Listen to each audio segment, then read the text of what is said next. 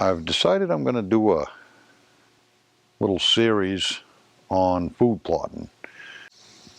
I'm going to try to take this field of weeds and turn it into a fall food plot, and along the way give you some tips that might be useful if you're planning a food plot. So if you're on a budget, you don't have much for tools, hand tools, maybe a four-wheeler, backpack sprayer, you're in the right spot. Today I'm just going to walk around and show you what I've got going on and give you an idea of what my plan is. Each week I'll try to have some sort of topic to focus on, and I think this week it's going to be weed control. Up to this point I haven't done a very good job at it. I'll show you what I'm going to try to do to correct the problem. The weed killer that I'm using is 41% glyphosate. It comes in a bunch of different brands. Roundup is a well-known one, but it's pretty expensive. As long as it says 41% glyphosate, you're good to go there. This bottle that I got came from Tractor Supply, and I think it was like 19 bucks, something like that. So it's not very expensive.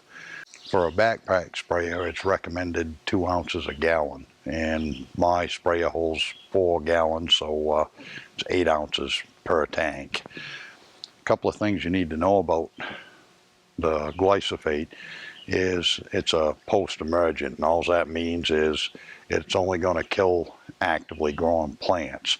If it doesn't stay in the soil, it won't hurt your seeds. It's pretty safe to use. It says that it dries after about an hour, so if it rains, it won't wash off. But the jug also says that you're better off not to have it rain for 24 hours. I don't know if it really makes a difference or not there, but if you can set it up so that it isn't going to rain for 24 hours, you're probably better off. A couple of quick things about the backpack sprayer. The filler cap has a little breather hole in the middle of it, so if you fill the thing full, when you're walking around, it's going to slosh around and get your back all wet, so you're better off not filling that right to the top. Secondly, you want to check your fittings and make sure they're not leaking before you put it on, or you're going to have your back all wet. Right now it's like July 10th, and I already feel like I'm a little bit behind. This spring I was busy fishing and let the weeds get ahead of me a little bit. So sometime around the 1st of June, I had to go and mow the whole field. And then of course, once you mow, you have to wait a couple of weeks, or at least a week or so there, for the weeds to start growing back before you can spray them. So I'm cutting it pretty close on putting the fall food plot in. We've got to wait till the weed killer takes effect and then start preparing the soil. Whenever I can, what I'll try to do is give you side-by-side comparisons or before and after examples so that you'll have an idea of what I've done and how it worked out. And hopefully that'll give you an idea of what works, what doesn't work. I'm getting a little ahead of myself though. I probably should give you just a quick history of my food plot. Back in 2018 I started it. Just hand tools. I didn't have any heavy equipment at all. Weed whacking. Burning brush. I finally got it cleared off, and my first big mistake was deciding to plant clover. The soil here is awful. The pH level is low. Like when I first started, it was between like 4.8, 5, 5.5, depending on where you tested it in the plot. Sandy, won't hold any water. There's places even today stuff won't grow. I also planted some throw and grow seed I think it was No-Plow. I'm not sure what it was. But anyway, even with all bad conditions, I still got some growth. And the deer did come. Not a lot of them, but there was some around. So it wasn't a complete failure. 2019, still had it in my head that I was going to make this into a clover field. Tried frost seeding in the spring, and that didn't take. Dumped a mess of lime on it and planted again in June. I got some clover to grow, but it was nothing fantastic, but the deer was still hanging around. Fast forward to last year, 2020, we had drought conditions going on. I didn't really want to do too much to it because without rain, it's pretty hard to get anything to grow. I did mow it 2 or 3 times to kind of keep the weeds in check there, and still had some deer hanging around, but there wasn't as much food in the plot. Now, there's still some clover in here, but the deer just aren't coming. There's just way too many weeds, and I've been in here working too, putting a lot of pressure on them, so they just haven't been hanging around. Aside from the poor soil and lack of rain, my biggest problem has been weed control. And I'm hoping to rectify that this year. I won't get rid of them, but at least get them under control. So my plan is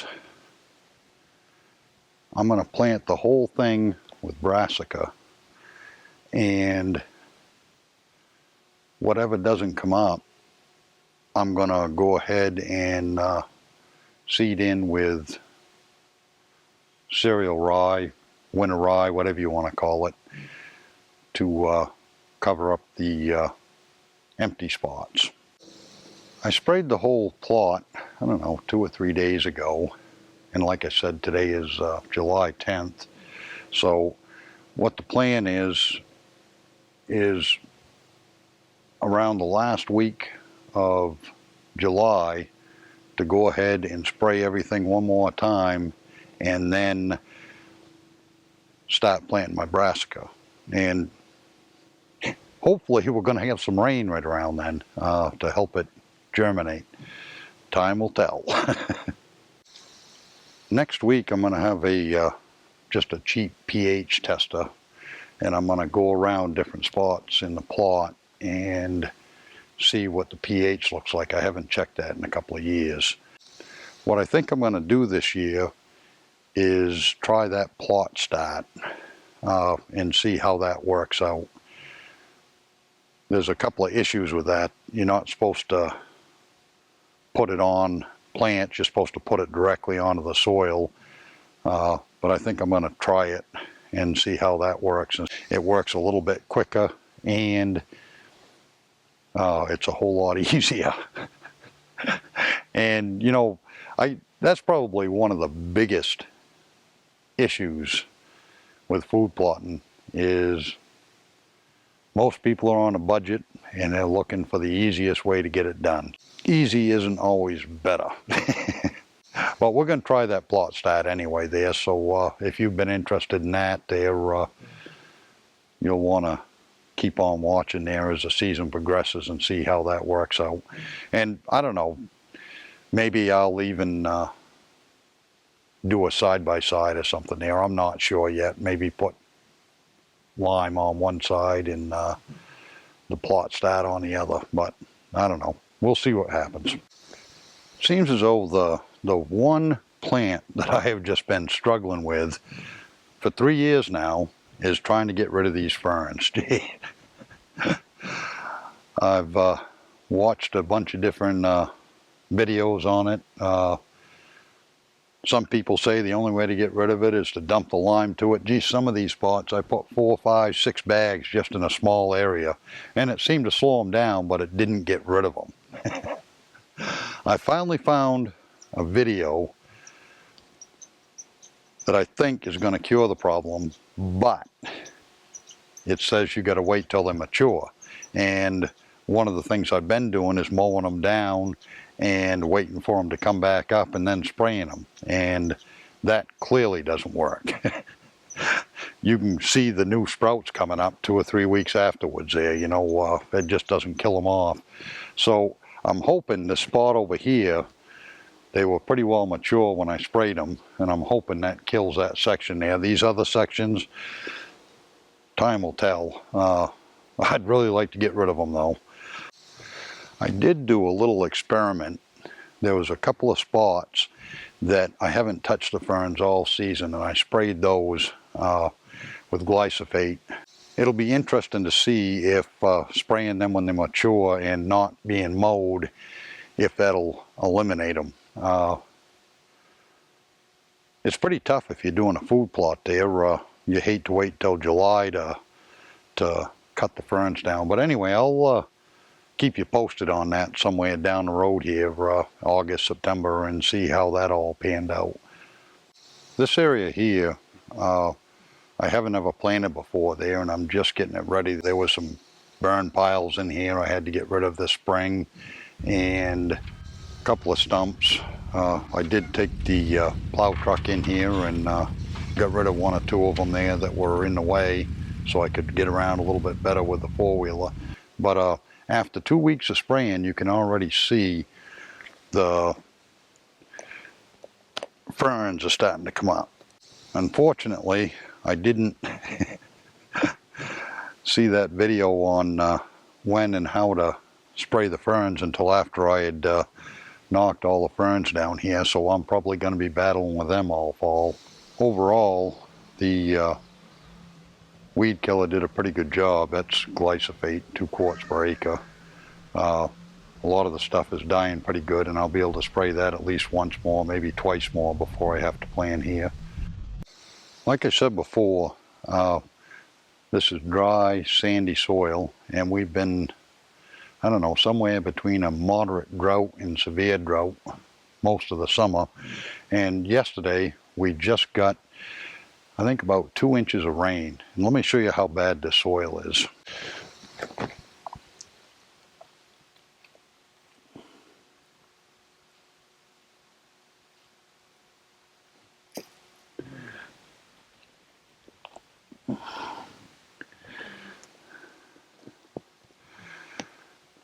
That's after 2 inches of rain. Imagine what this place looks like when you go a week or 2 weeks without any rain. Like I said before, next week I'm going to talk about pH and what I plan to do to correct mine. I'm going to check to see what my levels are like and what my best plan of action is going to be, and hopefully this stuff is going to brown up a little bit more. Appreciate you watching, and until next week.